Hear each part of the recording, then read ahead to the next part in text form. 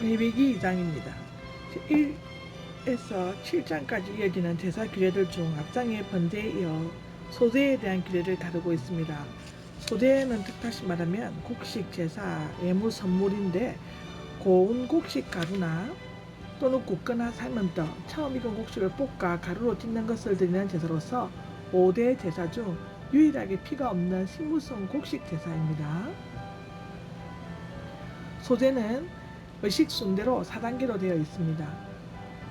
첫째는 예배자가 예물을 준비하고, 둘째는 그것을 아마 그릇에 담아 성소에서 제사장에게 드리고, 제사장은 기념할 것을 한 줌 취하여 단 위에 여호와께 향기로운 냄새로 태운다라고 2절 9절에 나와 있습니다. 소제 즉 곡식 제사는 준비하는 방법에 따라 크게 세 가지로 나눌 수 있다고 기록되어져 있습니다. 고운 가루를 그대로 드리는 소제는 2장 1절에서 3절까지 나오는데요. 소제 곡식 제사는 번제와 마찬가지로 하나님께 충성하려고 자발적으로 드리는 자원 원제입니다. 이에 비해 속제제와 속건제는 죄지은 자가 반드시 드려야 하는 의무제이죠. 첫 번째, 고운 곡식 가루에 기름을 붓고 유황을 얻는다라고 1절에 나오는데, 고운 곡식 가루는 밀가루로서 손님을 접대하거나 왕가 등에서 사용하는 고급 가루였으며 그리스도의 아름다운 인성을 나타내고 있습니다. 창세기 18장, 에스겔 16장에 나옵니다. 기름은 감람유로서 성령을 예표하며 유황은 강한 향기를 풍기는 흰색의 향로로서 기도의 그림자로 보여지고 있습니다. 이것은 시편 141장 2절에 기록되어져 있죠.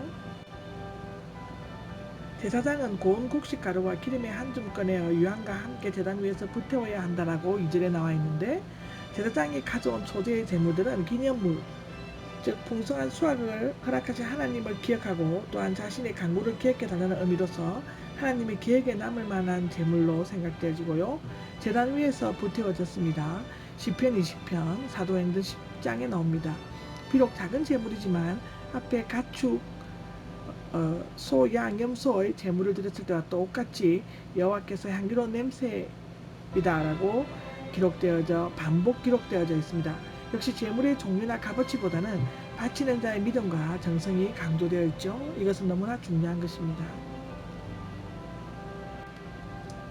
태워 바치고 남은 제물은 가장 거룩한 것이므로 아론과 그 아들들에게 돌려야 한다라고 3절에 나와 있는데, 태워 바치고 남은 제물은 제사장이 한 줌 취하여 남은 것인데 가장 거룩한 것, 즉 문자적으로 거룩한 것들 중 거룩한 것이라고 지성물로 불리어진다고 기록되어 있습니다. 오직 제사장만이 성막 안에서 먹을 수 있었습니다. 소제의 떡, 속제제와 속건제의 제물입니다.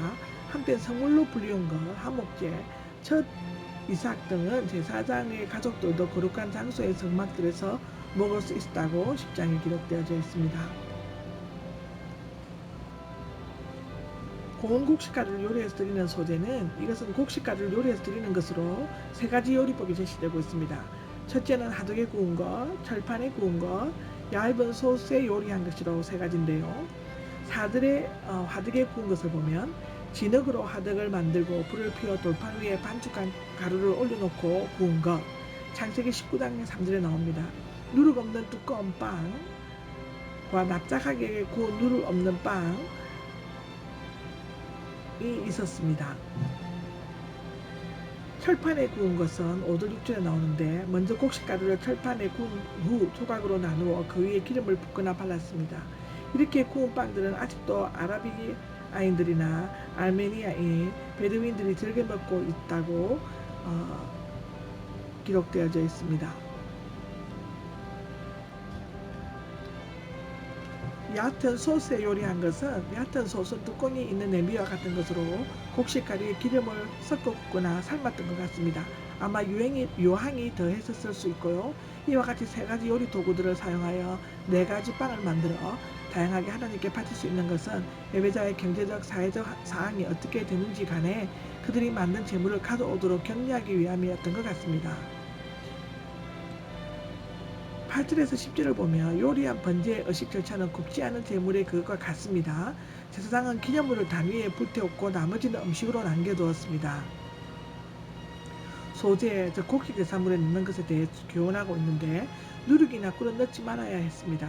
그 이유는 누룩은 죄와 부패를 상징하고 꿀은 부패를 촉진시키고 사치스러운 것으로 여겨졌기 때문이라고 민수기 6장 3절에 나옵니다. 따라서 소제에는 순수하면서도 소박한 제물만이 드리도록 되어 있었습니다. 그러나 오순절 때의 빵이나 화목제물의 예물과 같이 제단에서 태우지 않고 제사장의 소유가 될 제물은 누룩을 넣어도 되었다고 기록되어져 있습니다. 맨 먼저 거둔 곡식은 오순절 때 곡식 제물로 바쳤는데 향기로운 냄새를 위해 제단 위에 올려놓아서는 안 되었습니다. 그러나 소대물에 소금을 반드시 넣어야 했죠. 13절에 나옵니다. 맛을 내고 섞는 것을 막고 깨끗하게 하는 소금은 청결과 불변, 영혼을 상징했으며 또한 고대 곤동에서 불로 파괴할 수 없는 것을 간주되었으므로 소금은 언약을 변치 않고 영원한 언약을 나타내었습니다.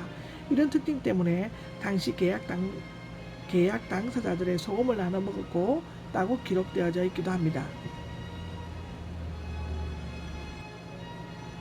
맨 먼저 거둔 곡식을 드리는 소제는 첫 열매 이삭을 불에 볶아 곱게 빻은 것을 제물로 드리는 것으로서 한국의 미숫가루와 비슷한 것이었습니다. 기름과 유황을 더하는 것은 둘째 제사와 다르고 기념물을 화대로 하는 것은 첫째, 둘째 제사와 같았습니다. 첫 이삭을 하나님께 드리는 것에는 가축의 모든 첫 새끼가 하나님의 것이듯 땅의 모든 소산물도 역시 하나님의 소유임을 고백하는 감사와 충성의 의미가 담겨져 있었습니다. 첫 이삭의 소재는 그리스도의 인격을 보여주며 또한 땅에 떨어지고 열매를 맺는 것은 십자가 위에 서는 대속적인 죽으심과 부활의 첫 열매 되심을 상징하고 있습니다. 이것은 소재, 즉 곡식 제사가 보통 번제와 한목제로와 함께 드려진다는 사실에서 설명되어 있는데요. 고운 가루는 그분의 완전하고 균형 잡힌 인간애를, 기름은 성육신 때 그분을 덮은 성령을, 유황은 그 인격의 도덕적 향기를, 누룩을 넣지 않는 것은 제약과 무한성을 각기 예표하고 있습니다. 한편 소재가 성도들에게 주는 교훈은 곡식알처럼 거칠고 조잡한 성품을 잘게 부수어 순진하고 흠이 없이 하나님께 전적으로 복종하고 타락하고 패역한 세상에서 썩게 하는 누룩 대신 소금으로 믿음을 보존하고 맛을 내며 또한 첫 이상을 드리듯이 모든 것이 하나님의 것임을 인정하고 하나님께 맡기는 삶을 살아야 한다는 것입니다. 아멘.